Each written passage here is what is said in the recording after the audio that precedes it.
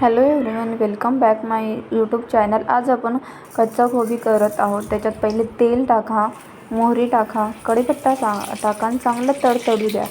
तो चांगला तडतडल्यानंतर त्याच्यामध्ये कांदा टाका।